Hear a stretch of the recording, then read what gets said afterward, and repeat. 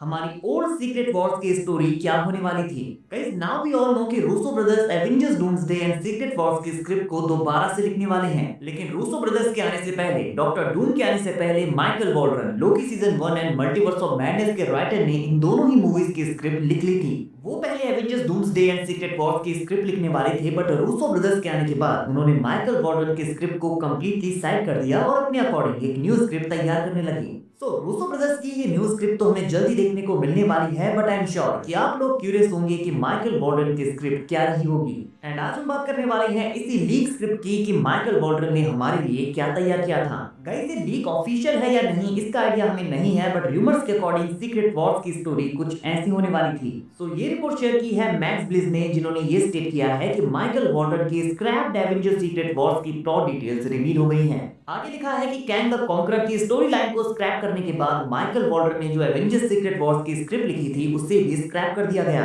Avengers Kang dynasty की original ending में बियॉन्डर and Kang ने मल्टीपल टाइमलाइंस एंड रियलिटी को एक साथ मर्ज करके बैटल वर्ल्ड का क्रिएशन कर दिया था और वो इस न्यू रियम क्रोनोपोलिस में as a supreme leader rule करने लगा। तो ये शायद कैंग का बियॉन्डर वेरिएंट होता या कैंग खुद बियॉन्डर बन जाता, इसके बारे में हमने काफी रूमर्स भी सुने थे। तो ये कैंग एंड बियॉन्डर दो अलग अलग नहीं, एक्चुअली एक ही बीइंग है। आगे स्टेट किया है कि surviving heroes and Avengers including Tobey Maguire Spiderman, Andrew Garfield Spiderman, Nicolas Cage Ghost Rider, Deadpool, Wolverine, the Fantastic family, Tom Holland Spiderman and Miss Marvel को बियॉन्डर कैंग ने कैद कर लिया था, जो ये रिवील करता है कि उन सबका एक प्राइम वेरिएंट है, पूरे मल्टीवर्स में उनका सबसे ग्रेटेस्ट वर्जन। और टॉम हॉलैंड का स्पाइडरमैन प्राइम स्पाइडरमैन है जिसकी डेस्टिनी है कैंग को हराना। इसी बीच कैंग का heroic variant he who remains and doctor strange battle world में हीरोज को बियॉन्डर से लड़ने के लिए और mega bands and ten rings को रिक्लेम करने के लिए रीअसेंबल करते हैं। और रॉबर्ट डाउनी जूनियर यहाँ पर अर्थ 818 के सुपीरियर आयरन मैन बनकर रिटर्न करते हैं, जिसका प्लान था बियॉन्डर कैंग की पावर्स को स्टील करके खुद उन पावर्स को गेन करना। And Chris Evans and Scarlett Johansson भी captain America and black widow के वेरिएंट बनकर बैटल वर्ल्ड में वापस आते हैं। नाउ गाइस आई थिंक ये अर्थ 818 नहीं अर्थ 838 होगा। ये वही यूनिवर्स है जो हमें मल्टीवर्स ऑफ मैडनेस में देखने को मिला था, जहां इल्यूमिनाटी की टीम थी, डॉक्टर स्ट्रेंज भी वहां था, आयरन मैन के रोबोट्स भी हमें वहां पर देखने को मिले थे और एक एम्प्टी चेयर भी वहां थी जहां पर इल्यूमिनाटी का कोई भी मेंबर नहीं बैठा था। सो हो सकता है कि वो empty chair superior iron Man की रही हो। So Robert Downey Junior as a Doctor Doom वापस आने से पहले अर्थ 838 के सुपीरियर आयरन मैन बनकर वापस आने वाले थे। सो ये आयरन मैन का एक इविल वेरिएंट होने वाला था जिसे देखना काफी इंटरेस्टिंग होता। नाउ आगे लिखा है कि कई सारे एमसीयू एक्टर्स रिटर्न करने वाले थे, including Hugh Jackman, Ryan Reynolds, Tobey Maguire, Andrew Garfield, Patrick Stewart, Nicolas Cage, Ian McKellen and Miles Teller. Additionally spider verse से माइल्स मोरालेस एंड स्पाइडर-मैन भी यहाँ शामिल होते।